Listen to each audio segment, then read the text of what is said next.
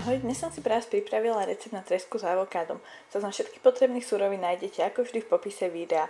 Začnete tak, že filety pokvapkáte citrónovou šťavou, osolíte, okoreníte, pridáte papriku a kôpor.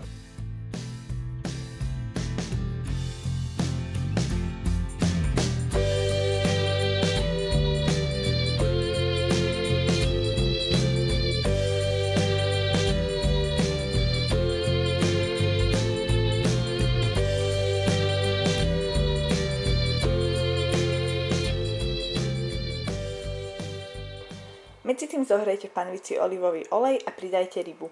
Rovnaký postup zopakujte aj na druhej strane. Môžete pridať plátok masla a rybu smažte približne 3 minúty z každej strany.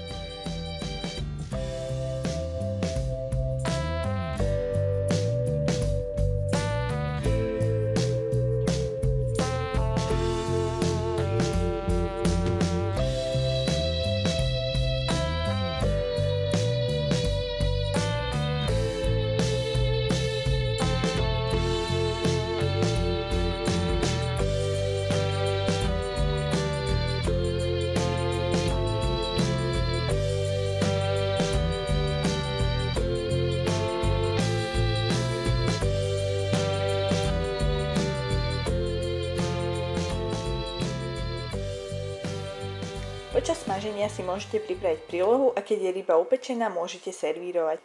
Veľkou výhodou tohto jedla okrem toho, že je veľmi chutné, je aj to, že ho máte hotové do 10 minút. Ak sa vám video páčilo, môžete ho označiť lajkom alebo mi dajte vedieť v komentároch. No a to je na dnes odo mňa všetko a my sa vidíme v ďalšom videu.